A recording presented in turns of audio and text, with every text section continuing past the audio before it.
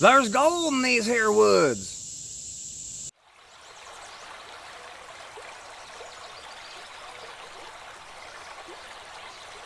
Hey, what's happening everybody? Kevin Johnson here. Really excited to be back with another video here on River Valley Survival. Today, we're out hunting for forest gold, the golden chanterelle. So you're going to want to stick around to the end of the video so you can get all the info about this awesome mushroom. Here in the Midwest, the golden chanterelle will usually start emerging, I don't know, around the beginning of July, first or second week of July, when it really starts heating up. And then usually as the rains come in through the summer, you'll get a batch about every time it rains really good until it starts cooling down in the fall. In this area particularly, we have a lot of oak trees, hardwood trees, hickories, oaks, cherry trees, a lot of trees like that. They really like oak trees, birch trees, hardwood trees. Now there are several different species of chanterelle. There's a lot of them, you know, all over different regions, and they like different environments. So you're going to find that to vary a little bit. You may find them around pine trees, you may find them around all sorts of different kinds of trees. But here in my area, I find them a lot in connection with oak trees, which makes a lot of sense. So there's a lot of oaks right here in this little patch of timber. We're going to look around, see if we can find some. As we're searching through here, a lot of times they're pretty easy to find. You may see that little orange there in the gap. Here we have a little cluster of them right here. They don't normally grow right next to each other. You might find 2 or 3 of them kind of connected, but they usually grow in little clusters. So they'll be in a cluster of 2, 1 or 2 over here, 1 or 2 or 3 over here, 1 or 2 over here. And what they're doing is they're growing up along the roots of these trees. And then they live in symbiosis with this tree. It's called a ectomycorrhizal relationship. So the tree here is providing the mushroom with the nutrients it needs to produce the fruiting body. And in return, the mushroom will encase the roots with its mycelium and increase its ability to absorb nutrients and minerals and important things that the tree needs. So this is not actually killing the tree. This is actually living together with the tree, and they benefit each other mutually in a pretty cool relationship. Try to break that off without taking too much of the dirt. I'm not too concerned with it. Most of the power is in the mycelium down into the ground, so if you pull that mushroom out, you're not going to disturb that mycelium. It's definitely not going to stop it from coming back. But it never hurts to be careful. We've got a few in there. I'm going to collect for a little bit, and then I'll be back with you.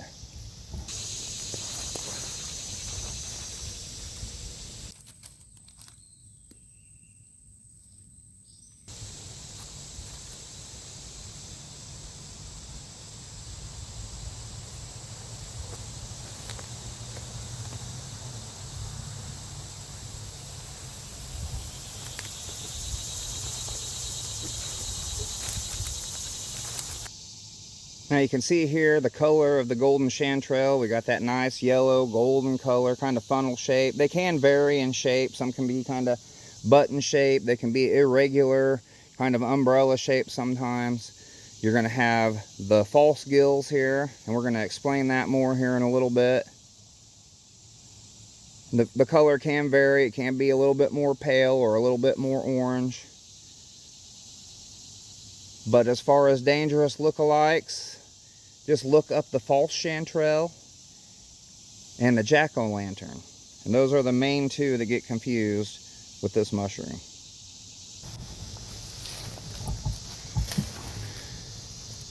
Like I said, it's gotten a little dry around here. I should have been out here a couple days ago. You see how they're kind of starting to look a little funky and chewed up. Could be insects as well. That one don't look too awful bad, so we're going to throw it in there. But I might run into a lot of dried up ones today that we can't use.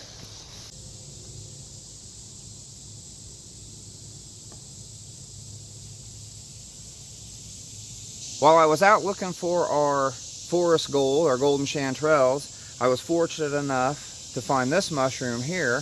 I believe this is in the Russella species. I don't know a lot about those, so I didn't collect this to eat or to use for medicine or anything like that. If you don't know 100% sure for sure what it is, you don't want to ingest it. But it's okay to pick it up, study it, look at it, take pictures, try to figure out what it is, all that good stuff. The main reason I've collected it is because it's going to give us a good opportunity to tell the difference between true gills and false gills. So that's kind of a tough one whenever you're starting out collecting these chanterelles to kind of figure out. So we'll just take a minute to talk about that. Okay, so looking at this mushroom here, it has what you would call true gills. I'm going to try to stay in focus here. You can see these gills here. They start here at the base of the stem. They don't run down on the stem really, maybe just a tiny little bit here. But you do not have gills coming down on to the stem of the mushroom here.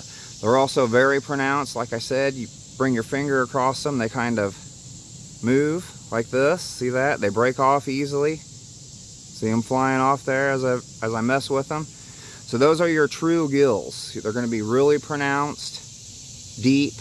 They're going to be fragile, like so. Okay, now back to the chanterelle here. You can see on the bottom, the gills look a little bit different on this one. This is what we would call false gills. You can see they're real shallow, real faint, almost like they're carved into the mushroom. Whenever you mess with them, they don't move too much, they don't break off. Now you can, if you really dig on them with your fingernail, you can get it to pull off. But there's a noticeable difference there. There's a little side by side. You have your true gill. See how it breaks off again? It's going to break off.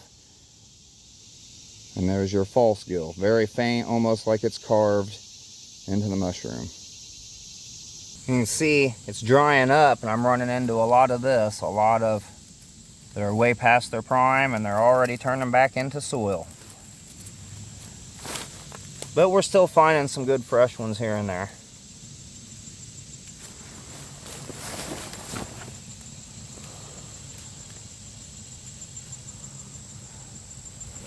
Here we have a smaller one, and it's got that button or umbrella shape that I mentioned earlier. It's still good to go, just a little bit different shape. You just want to check everything out, and like I said, be 100% positive. Ooh, look, mushrooms. Just a cool little example of the conditions that they like. The higher you go up here on this little mound, the drier it is, and the mushrooms fade out. Once you get into about the area here where this tree is, they start popping up again, and it's all going downhill towards the lake. As the ground gets more moist, they really start picking up again.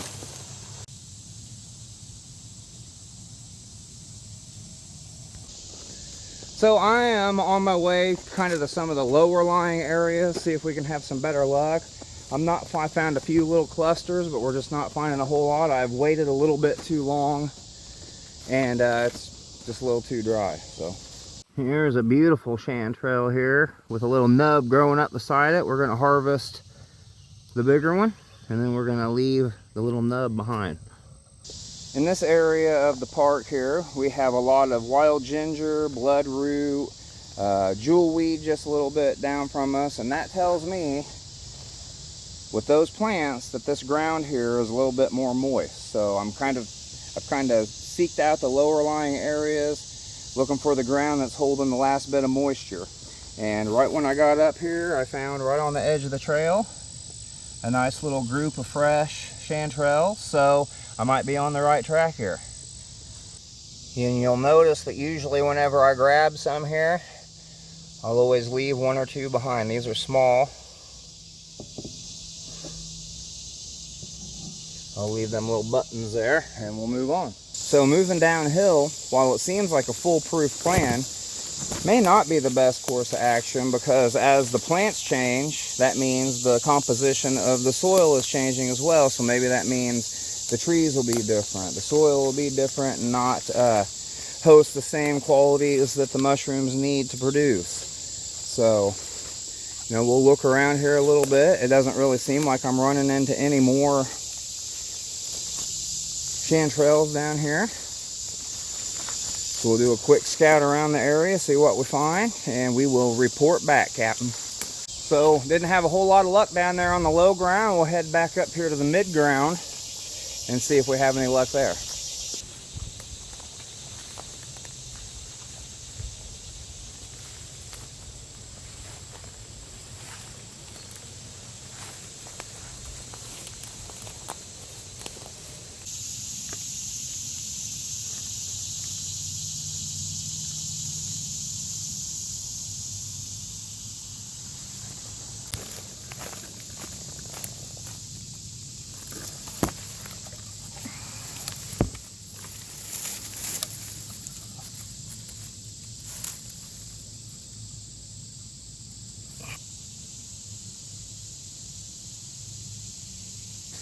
Well, they got me working for them today, guys. I'm finding them kind of sparsely, little bunches of them here and there. It's dried up quite a bit. It's a little drier than I thought it would be at this stage. It's been so hot the last couple days. It's really dried this forest floor out really quickly. I'm finding a lot of remains, finding a lot of mushy, rotten, expired mushrooms.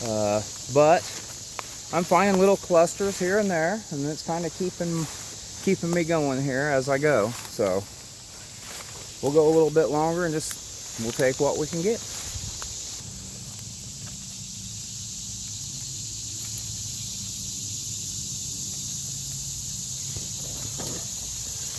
Well, guys, this is what we've ended up with. We've got a small little batch here, and hopefully it's enough for a little appetizer for the family tonight.